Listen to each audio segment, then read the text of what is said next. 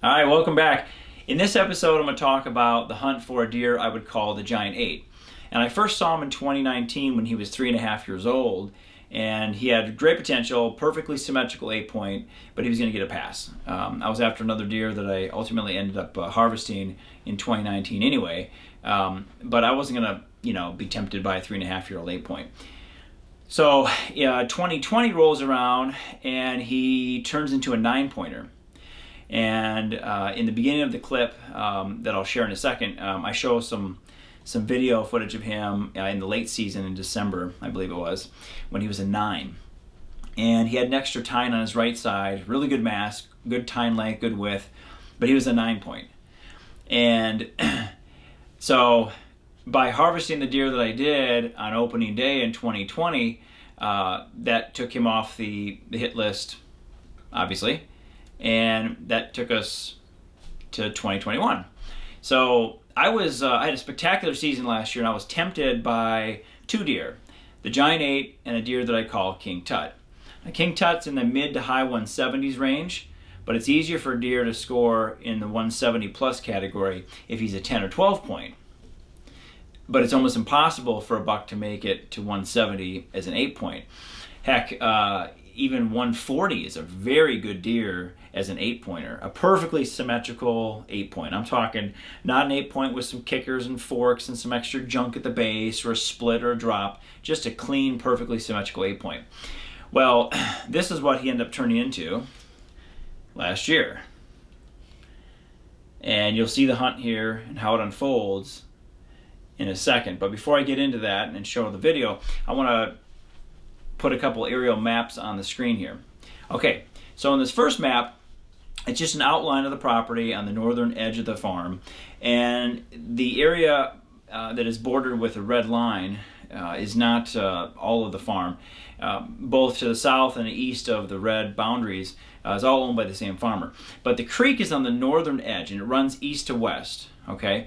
And you'll see in this second slide, okay, you can see that I jumped in the creek and stayed in the creek to keep my scent to an absolute minimum, and then walked all the way in 150, 200 yards from where I parked the truck, and then climbed up in the tree that's maybe 10 yards off the edge of the creek bank.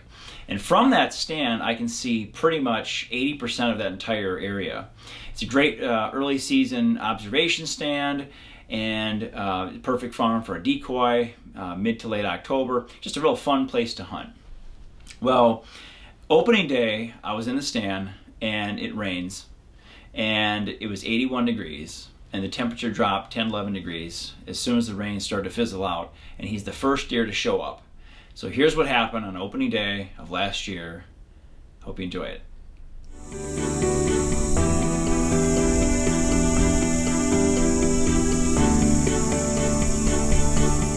Alright, it's opening day, 2021, September 4th, here in Kentucky. Pretty excited.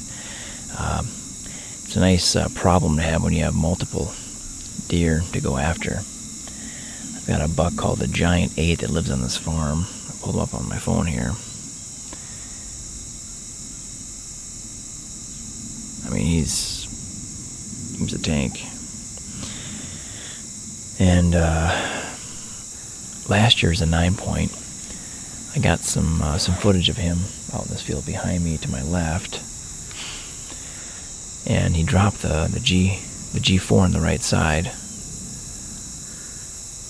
and just became a taller, more massive 8-point. So I've never shot a giant 8-point. I'd like to shoot a 160 class or more. I mean, he might be 165. He's an awesome deer. On a different farm, I have King Tut, who will go mid to high 170s, I'd say. That's a 10-point. So that's my primary target, but he hasn't shown up for 3 weeks, so I don't want to put pressure on that farm. But so on a different farm, I was able to walk in the last 150 yards in the creek into the stand. I set the stand up about 2 months ago. I have quite the grandiose view. I can see 590 yards behind me, 511 to the right, and then straight off the end of this stand here, about 325. This year I'm shooting the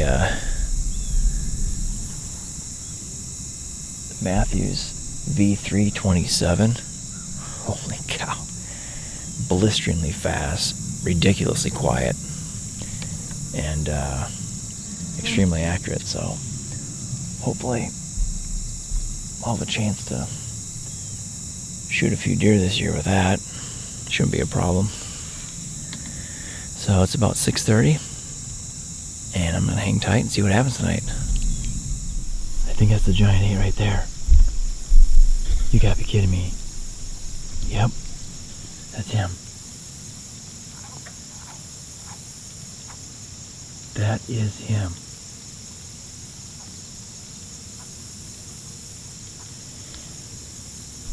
Fantastic, he's looking good.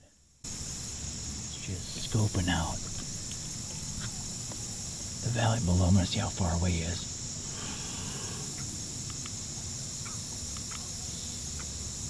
$451 yards.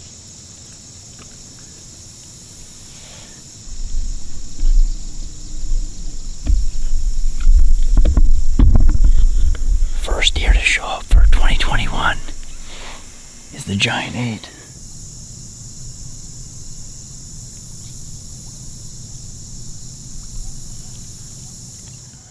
I marked the spot in the aerial map where he stepped out from the fence line with a large yellow X, and you can see the dots showing the route he took down the hill towards the creek.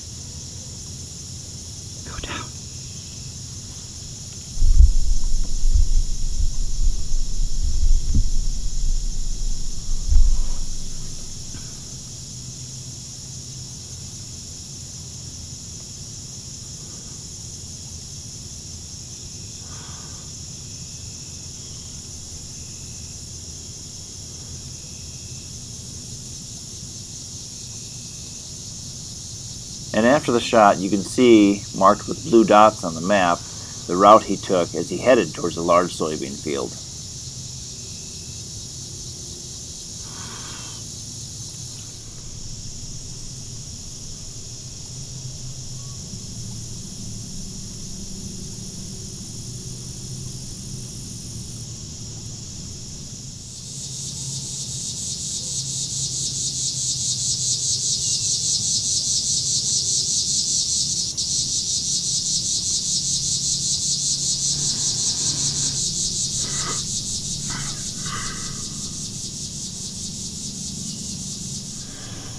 Well, talk about exciting and frustrating at the same time. He hasn't come out of that bottom yet. He went up towards the tree line. And the worst thing that can happen is for me to push him. All right, after round one, I came up empty-handed. So after the shot, I watched him drift off over the hill and into the corner of where two fence rows come together and where he first showed up, and he disappeared into the tree line. And when the last deer left that cow pasture, I slipped out of the tree, jumped back in the creek, and then walked back to the truck.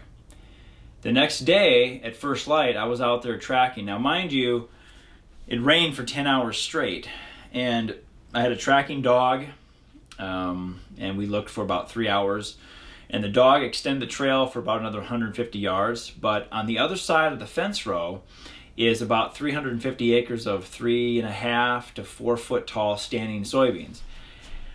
So it's like a needle in a stack of needles. And I came back 5 more times. I ended up having a friend of mine even help me with a drone.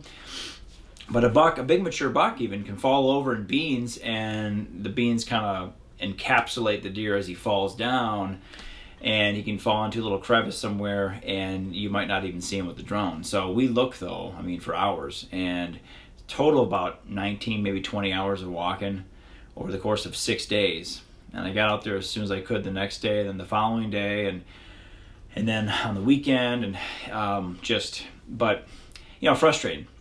So I ended up going back to a different farm and pursuing King Tut. And on October 17th and again on October 25th, I had 2 encounters and almost closed the deal on them. But something kept drawing me back to that initial farm, because there's a connection that happens when a hunter draws blood on a deer.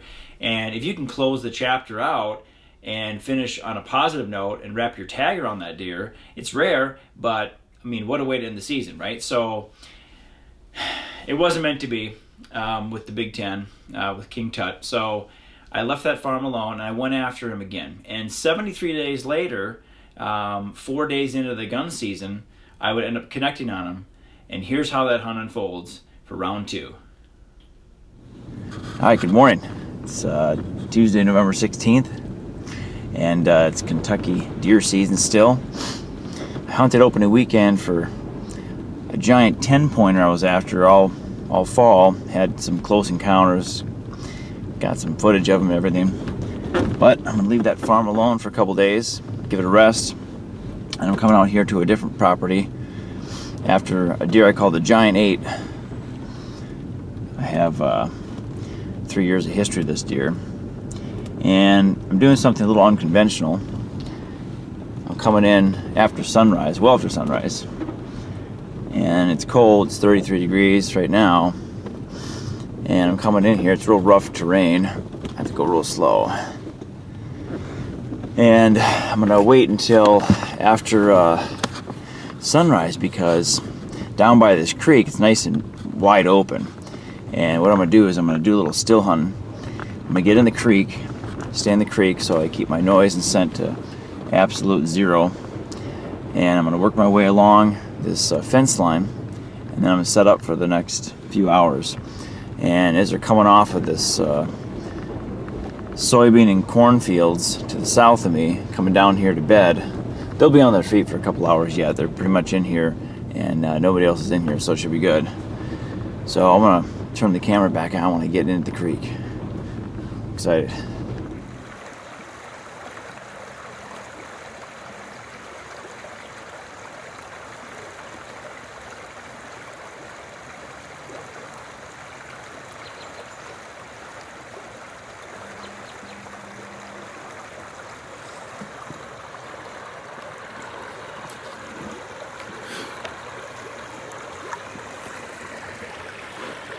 sign right there. What a gorgeous morning.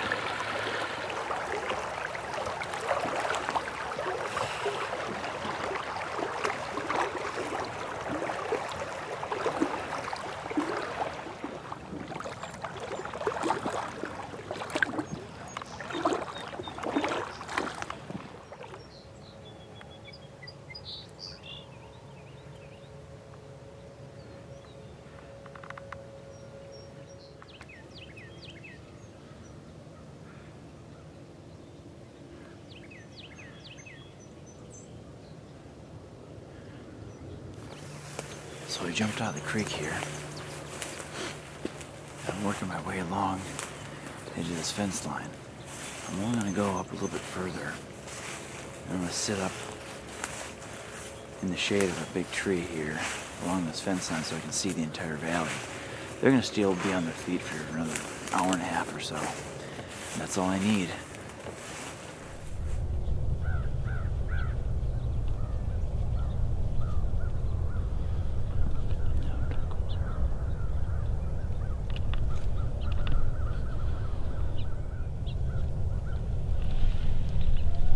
It's at this moment I spot the giant 8.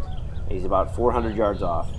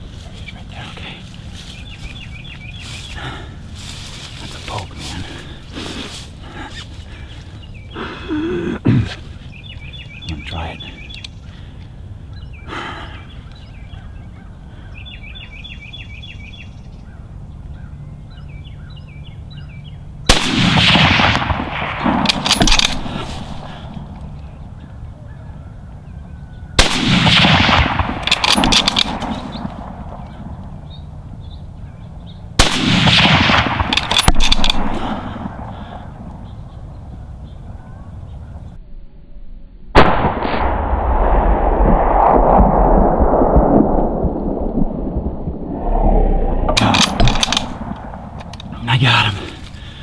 I got him. I got him. Oh boy. Woo. Oh. Dang. Oh. Man. What a season. So, I'm gonna go over there and tell a story. But I'm gonna catch my breath. I had to go back across the creek downwind and pick up my portable vest. Man, that was exciting. I love when a plan comes together. There's bucks all over the place in here. That's a cool looking deer. Yeah, I recognize this deer.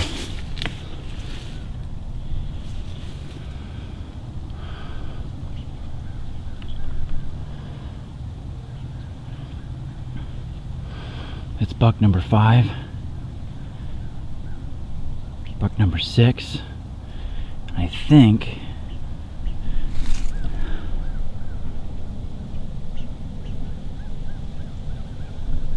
that's a buck too.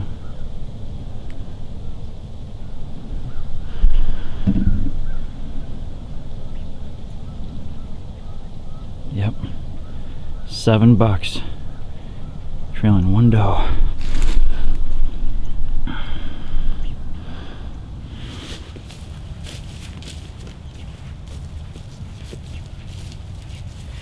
Here's the giant 8. Look at the mass on this thing. Oh. Yeah. Here we go. What a warrior. Oh man. Okay, so what a hunt. So bow season, opening day. I'm tell a nice long story like I always do about the hunts. I like filming, capturing the moment because it matters. So when my son gets older, he can look back and I can look back and review these hunts and see how I can tweak each hunt and learn from each hunt, get better, improve. Well, so opening day, September 4th, about 125 yards back behind the camera here. I spotted him. First day, light drizzle. It dropped from 81 degrees down to 71. Dropped 10 degrees in about 15 minutes. Light rain. He pops up. First deer I see of the season. What a way to start the season. This was almost 3.5 months ago.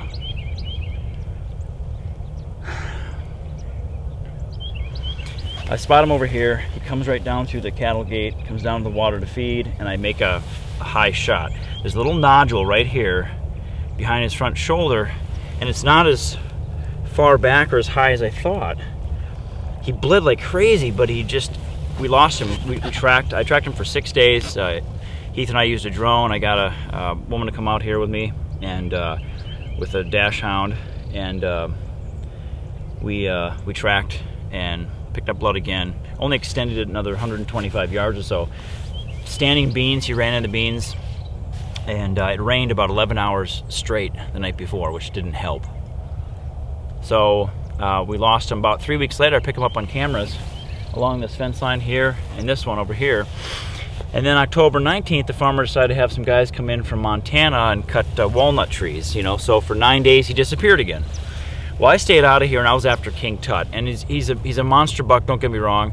This buck, if he was a 10-pointer, would score probably better. That's how big this 8-pointer is. I've never been excited about 8 points, but there's 8 points, and then there's 8 points. Okay, so I'll probably never have the opportunity to hunt another 8-pointer of this caliber again. He has incredible mass all the way out to the tips. He's got a split ear. I hit him back in September on the 4th. 3.5 months later, I finished him off at about 286 steps with the 243, and steadied my aim with the old Swagger bipod. It was awesome. Aim small, miss small.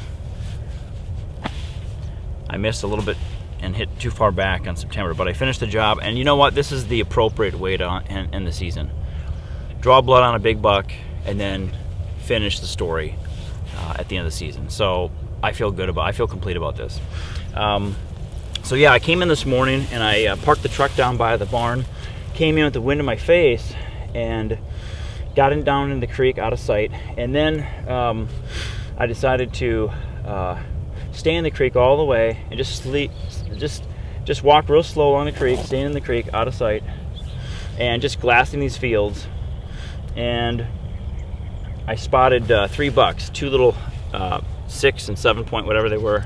One was a small 8 point actually, and then 11 point that I recognized from on camera. And they were dogging a doe over here, and then I'm sitting over here along the fence line. I got out of the creek and I walked over to the fence line, and about 400 yards from here. And while I'm watching these 3 bucks and these does, I spot another doe over here. She's looking back, and I see 3 other bucks behind her, and then this one stands up in the grass, and he was right 5 yards behind her. He was tending that doe. There were 7 bucks this morning I saw, 4 on this doe, but this was the dominant deer, biggest buck on the farm. And I had a history of him from last year. I filmed him when he was 4.5. He was a 9 point. He dropped the one tine, and on his right side, and he became a clean 8. So what a giant 8! What a way to end the story. So I sat along the fence line on the other side of the creek, and I'm downwind of the entire farm. And while I'm watching these 3 bucks dog this doe, I see the big dog over here, and I say, well, if I can just make it crawl the 80 yards or so from the fence line to this patch of trees and brush, 2/3 of the way from the fence line to the creek, I can get to this tree line behind me over my left shoulder, and you see that right there? Okay, there's right there. And I'll take a shot. I'm downwind. There's no way he's gonna leave this doe. There's no way I can get across this open field. If I try to get down the fence line, he's gonna spot me. If I get down the creek, There's not enough cover. He has the sun in his back and he's elevated. So there's only one way to get this deer. I gotta make it to this tree line and take a poke. 286 yards. Actually, he died at 286. And the brush where I shot, the tall, looks like switchgrass among this ocean of just green grass here, is another 20 or so yards past that. So he was right at 300 yards. Yeah, that was a good shot. But what a way to end the story. Yeah. Oh, God. He's a beast of an 8-pointer. Beams, width, tine length, mass, he's got it all. Unbelievable. So now I have the good fortune to walk back to the truck with a smile on my face, drive up here, and grab the beast. All right. What a hunt. God has been so good. Thank you, God, for providing us with the opportunity, the health, and the mind, and the willingness and tenacity to go after these gorgeous animals that you put on the earth for us. Thank you again, my wife, for putting up with my obsession. I love you so much, baby. I love you, Dakota. Someday I'm going to hunt with you as well. Beautiful animals. Thank you, God.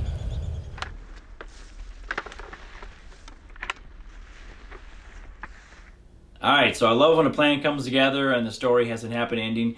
It's almost like I should rename the deer the Redemption Buck or something. But I end up wrapping my tag around this deer, and he ended up scoring 159 and 2 ace.